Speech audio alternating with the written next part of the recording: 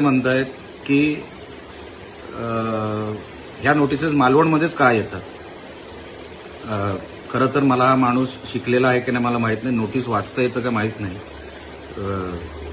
एवढं म्हणजे माणूस कसं बोलू शकतो. तक्रारदार हा जो आहे किंवा जी व्यक्ती आहे ती व्यक्ती मालवणमधली आहे आणि सातत्याने तक्रारी त्या व्यक्तीमार्फत होतात, तक्रारदार मार्फत होतात आणि म्हणून जी काही नोटिसेस जो काही विषय आहे वेगवेगळ्या विषयांवर वेंगुर्ल्यात पण नोटीस गेलेल्या आहेत, देवगडमध्ये नोटीस गेलेल्या आहेत, त्याचे पुरावे मी तुम्हाला सेपरेट देऊ शकतो. पण तक्रारदार ज्या विषयांवर नोटिसेस ह्या जनरेट होत आहेत ती एका तक्रारदारीच्या तक्रार जो देतोय या विषयावर कंप्लेनंट जो आहे त्याच्यामुळे होत आहेत. एवढी साधी अक्कल माझे आमदार वैभव नाईक यांच्याकडे नाही की मालवणमध्ये हे ह्या कारणामुळे होतं, इतर कुठलंही कारण नाही. त्यात वेंगुर्ल्यामध्ये वेगळ्या पद्धतीचे नोटिसेस जातात, देवगडमध्ये वेगळ्या पद्धतीचे नोटीस जातात. मी असेन, पालकमंत्री असतील, आम्ही दोघेही मिळून मध्ये दिलासा मिळ कायमस्वरूपी असा तोडगा काढणार, असं उत्तर काढणार. ह्यांच्यासारखं रेंगाळत ठेवणार नाही. ह्यांना विषयच कळत नाही. काय झालंय, ह्यांच्या एक तर वाचन नाही, कुठल्याही कायद्याबद्दल माहिती नाही.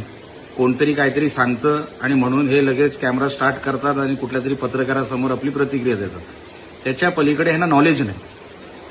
विषय कसा सोडवायचा, शासन दरबारी हा विषय गेल्यानंतर यांनी कधी ह्या माझ्या आमदारांनी विषय उचलला मच्छीमार बांधवांचा हा विषय हे सांगावा. 352 नोटिसेस माझ्याकडे आहेत, म्हणजे मागच्या 10 वर्षाचेच नोटीस आहेत. कधी सभागृहामध्ये हा विषय उचलला? एकदाही नाही.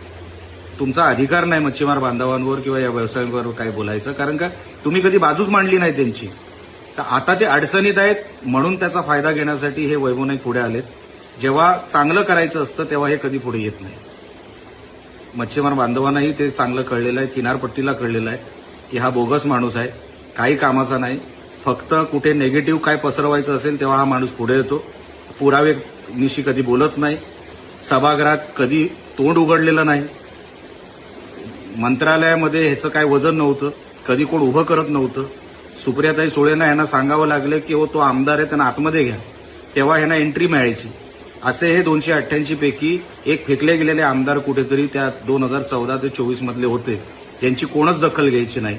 पण आता कुडाळ मालवणची ओळख अख्ख्या महाराष्ट्राला झाली.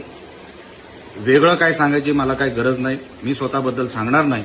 सगळ्या लोकांना ज्या ज्या काही गोष्टी दिसतात ते ऐकतात, वाचतात, त्याच्यामुळे कळलेलं आहे की कुडाळ मालवणावर आता कोणच अन्याय करू शकत नाही आणि म्हणून हे पुरावे आपल्यासमोर मी ठेवलेले आहेत.